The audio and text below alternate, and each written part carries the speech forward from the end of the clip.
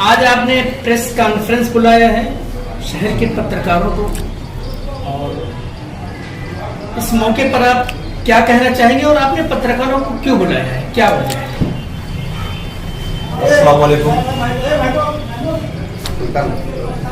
मैं जैसा कि आप सभी जानते हैं कि लोकसभा के इलेक्शन जो है शुरू हो गए, कैंडिडेट फाइनल हो चुके हैं।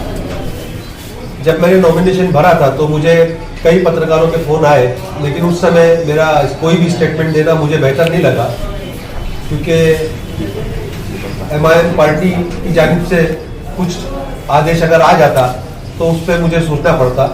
इसलिए मैंने नॉमिनेशन की डेट वापस लेने की जो डेट थी वो निकल जाने के बाद ही सोचा कि भाई प्रेस कॉन्फ्रेंस देके जो भी आपके सवालात हैं उनके जवाब दिए जाए, इसलिए मैंने आज ये प्रेस कॉन्फ्रेंस बुलाई। नफीस भाई, क्या आप जिस पक्ष में थे उस पक्ष के वरिष्ठों से चर्चा करके मशवरा करके आपने ये नामांकन भरा था? जी, ऐसा माहौल है कि हमारे वरिष्ठ जो थे वो ऑलरेडी जो है उनके खुद के इलेक्शन में बिजी थे, तो उनसे कोई चर्चा तो नहीं हुई, लेकिन मेरी पूरी नजर उनके ऊपर थी कि वो क्या इशारा कर रहे हैं, उनका क्या डिसीजन होता है। मैं उस पर नजर जमाए हुए बैठा हुआ था लास्ट मोमेंट तक। नफीस भाई, आप किस पक्ष से खड़े, किस पार्टी से खड़े? आजाद उम्मीदवार? हाँ, फिल वक्त तो मैं आजाद उम्मीदवार। आपने नामांकन भर दिया है जी लोकसभा का, आपने क्या सोचकर मतलब पार्टी में होते हुए भी जरिए आपने नामांकन भर जी, तो आपने क्या तय किया, अपने आपसे क्या फैसला कर पाए कि आपको चुनाव लड़ने की जरूरत पड़ेगी? ऐसा है कि जैसा आप सभी को पता है कि महाराष्ट्र के अंदर 48 सीट्स है। हम बीजेपी से तो उम्मीद नहीं कर सकते कि वो किसी मुसलमान को टिकट देगी, लेकिन हम कांग्रेस, एनसीपी, समाजवादी जो इंडिया अलायंस है उनसे उम्मीद कर सकते हैं कि मुसलमानों को टिकट दी जाएगी। लेकिन बावजूद इसके 48 सीट में से उन्होंने एक भी मुस्लिम उम्मीदवार को जो है टिकट नहीं दी। यानी कि आखिरी मोमेंट तक जब सारे टिकट बढ़ गए, एक भी मुसलमान उम्मीदवार आपको नजर नहीं आया, तो आपने सोचा कि अपनी भी नुमाइंदगी होनी चाहिए यहाँ? बेशक बेशक, उसके बावजूद, इतने के बावजूद भी मैं रुका हुआ था। लेकिन जब मैंने देखा कि जो आवाज सदन के अंदर गूंजती है जनाब असदुद्दीन ओवैसी साहब की और इम्तियाज जलील साहब की, ये पूरी कौम नहीं बल्कि ये कह दो कि पूरी माइनॉरिटी के हक के लिए अंदर सदन में आवाज उठाते हैं, उनके सामने इंडिया अलायंस ने जब उम्मीदवार खड़े किए तो मैंने निर्णय किया कि मुझे लड़ना है, मैं मैदान खाली नहीं छोड़ूंगा। वो अगर हमारी आवाज दबाना चाहेंगे, एक साजिश करके उनके सामने उम्मीदवार खड़ा किया गया और उनको जो है सदन से बाहर निकालने की एक साजिश की जा रही है, तो मैं उनका ग्राउंड ओपन नहीं छोड़ूंगा। वो मेरे आका, जो मेरे कायद है, जिनको मैं यहां से चाहता हूं, जो हमारे लिए सदन में खड़े रहकर लड़ते हैं हमारे हर मुद्दे पर, उनको अगर वो सदन से बाहर करने की कोशिश कर रहे हैं, उनके पीठ पर वो पत्थर डाल रहे हैं, तो मैं उनकी, इन लोगों की पीठ पूरी खोद के रख दूंगा। एक तरफ ये कहा जाता है, देखिए मेरे आका बोले तो ये मेरी वो है कि मुझे उनसे इतना लगाव है। असदुद्दीन ओवैसी साहब जो है, इम्तियाज जलील साहब जो है, मैं उनकी इतनी इज्जत करता हूं क्योंकि वाकई में वो दो बंदे ऐसे हैं जो पूरी हमारी कौम की और पूरी माइनॉरिटी की नुमाइंदगी सदन में बाकायदा पाबंदी से करते हैं। सदन में कोई भी एक टॉपिक अगर उठता है, एक तरफ ये कहा जाता है कि MIM पार्टी जो है अपना उम्मीदवार नहीं खड़ा करेगी क्योंकि उनको ये लगता है कि लोग उनको ये कहते हैं कि वो बीजेपी की भी पार्टी है, लेकिन वहीं दूसरी तरफ भिवंडी से उम्मीदवार खड़ा कर दिया जाता है। क्या कहेंगे सर?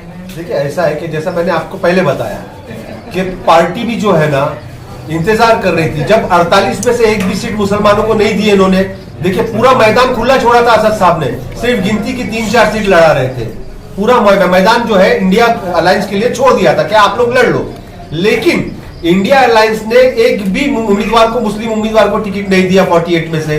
दूसरा ये कि जो मुस्लिम उम्मीदवार जो नुमाइंदगी करते हैं वहां पे सदन में, जो प्रेजेंट ऑलरेडी MP है, रह चुके हैं, उनके भी सामने उम्मीदवार खड़ा करके उनको जो है सदन से बाहर करने की साजिश करी। आप कह रहे हैं कि इंडिया अलायंस ने नहीं दिया है मुस्लिम कैंडिडेट। इकरा हसन खड़ी हुई है, अफजाल अंसारी, मुख्तार अंसारी की बेटी खड़ी हुई है, इसके अलावा महाराष्ट्र की बात कर रहा हूँ।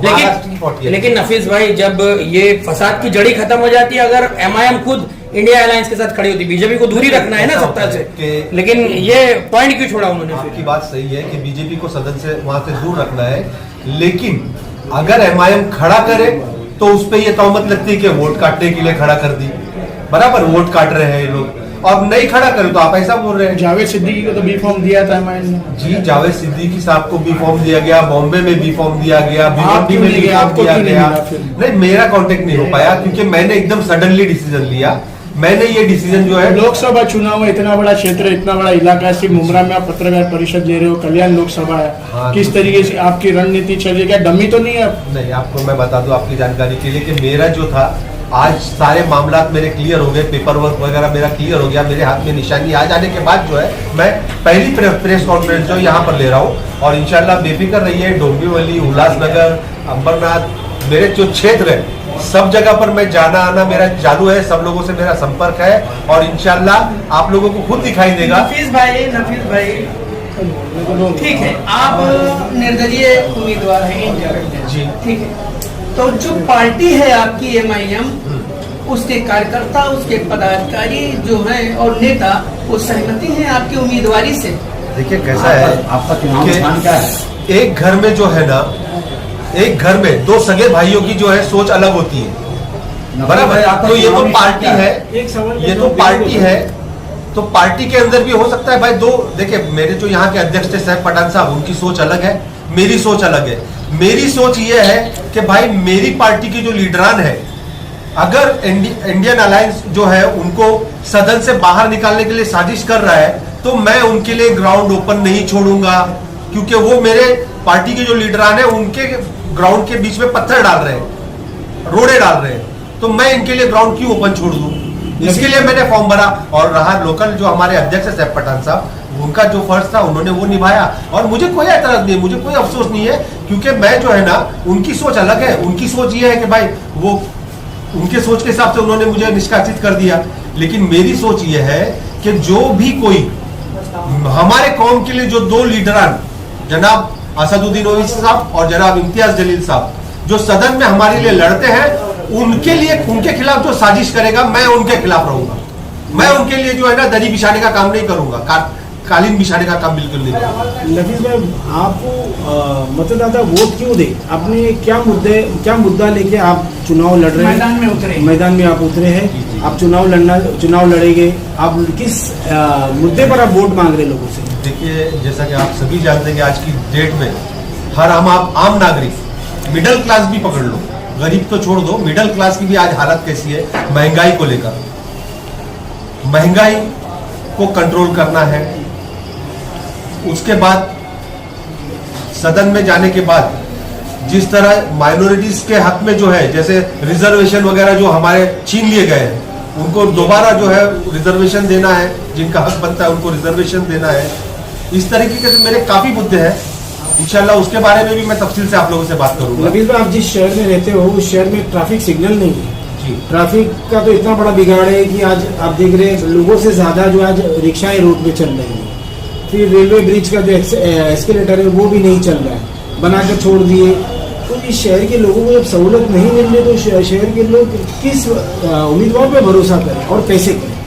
मैं वही कहना चाहूंगा, मैं जनता से अपील करूंगा कि इंशाल्लाह अगर आप लोगों ने मुझे हौसला दिया, हिम्मत दी और मुझे कामयाब बनाया, तो मैं आप लोगों को वो सारी सहूलतें दूंगा जो आज तक यहाँ पर आप लोगों को नहीं मिली है। निशानी क्या है? जी हाँ, जैसे कि आप सभी जानते हैं कि देश में जो है फिलहाल अंधेरा छाया हुआ है, हर एक के दिमाग और आंखों के सामने अंधेरा है फिलहाल, क्योंकि हमारे हक वाली कोई भी पार्टी नहीं है। हमारे दोनों ही जो है हमारे खिलाफ है। एक ने 70 साल राज करके हमको कुछ नहीं दिया, और दूसरे जो है वो तो खुल के एकदम सामने बोलते हैं कि हम कुछ नहीं देंगे, हम तो तुम्हारा सब छीन लेंगे। तो हमारे लिए दोनों ही जो है हमारे दुश्मन है। ऐसे हालात में जो है मैं लोगों को अंधेरे में सही राह दिखाने के लिए टॉर्च मेरी निशानी है, वो लेकर मैदान में उतरा हूं अपक्ष उम्मीदवार के तौर पर।